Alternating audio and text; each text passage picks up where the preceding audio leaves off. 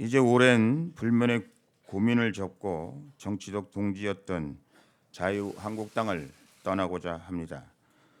저라도 먼저 나서지 않으면 보수 재건이 요원하게 될 것 같은 압박감에 승복한 결과입니다.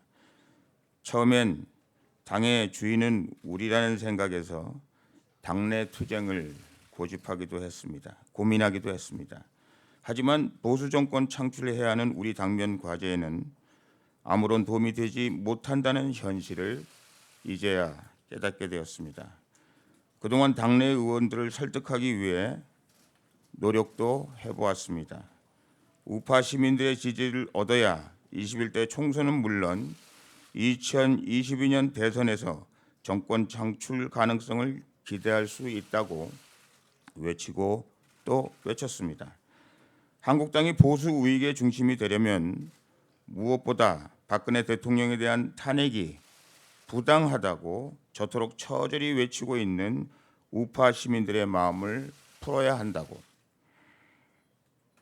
3년 여름 폭염이나 혹한에도 아랑곳 없이 서울역에서 동화면세점에서 대한문에서 교보문고 등 광화문 일대를 돌면서 태극기를 흔들어 왔던 정통 우파 시민들의 오랜 외침에 귀를 기울여야 한다고, 특히 자당의 대통령 불법 탄핵에 동참해 보수 괴멸에 결정적인 역할을 했던 탄핵 찬성 의원들의 경우 저마다 잘못을 고하고 용서받는 절차를 반드시 거쳐야 한다고, 이때 대통령을 제대로 보필하지 못한 우리도 함께 용서를 구하겠다고까지 했습니다. 특히 탄핵이 거대한 정치 음모와 촛불 쿠데타 등으로 만들어진 거짓의 산에 날조된 정황이 갈수록 기정사실화되고 있는 만큼 당 차원에서 탄핵 백서를 제작하자고, 그래서 탄핵 기록의 왜곡을 막자고 반복해서 말해왔고 황교안 대표께도 이를 당부했으나 별다른 대답을 듣지 못했습니다. 그래서 할 수 없이 나서게 됐습니다. 더 이상 한국당 역할을 기대하기는 쉽지 않다는 판단이 들어 나라도 태극기를 사랑하는 세력을 주축으로 하는 정통 지지층을 결집하고 선명한 우파 정책으로 그들의 선택폭을 넓혀주는 방식으로 보수 정권 창출을 기대해야 한다고 나섰습니다. 그러나 돌아오는 것은 박근혜 대통령 8인이 보수 분열이니 공천받기 위한 꼼수라느니 차마 옮기기가 민망할 만큼 상스러운 욕설과 저주성 악담들이었습니다. 그 험한 말들이 제 본의를 왜곡하면서 횡포를 부릴 때 속이 상했지만 감당해야 할 몫이라고 생각하고 순응했습니다. 과거 박근혜 정부 당시 동지의 인연을 나눴던 몇몇 동료 의원들이 처세술도 저에게는 상처가 되었습니다. 국회의원이 되기 위해 당시 그들이 박 대통령 앞에서 어떤 처신을 했는지 기억에 너무도 생생한데 달라진 표정으로 세상 인심을 전하고 있는 그들이 그저 놀라웠습니다.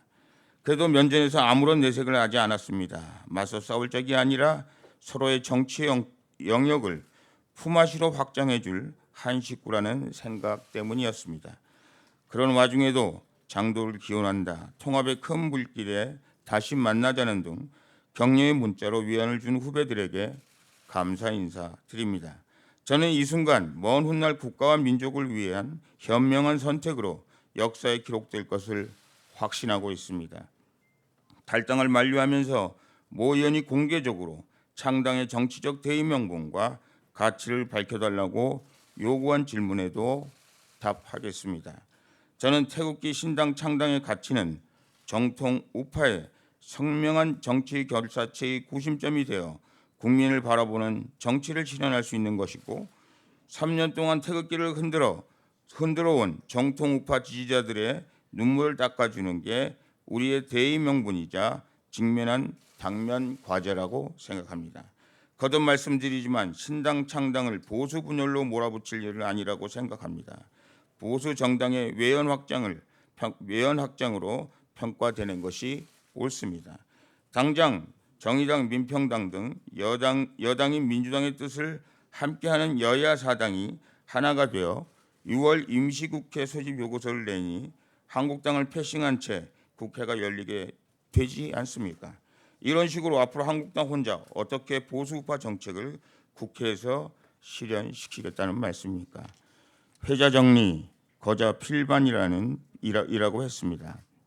지금 비록 당을 떠나지만 애국의 길, 보수의 길에서 반드시 다시 만나게 되리라 확신합니다.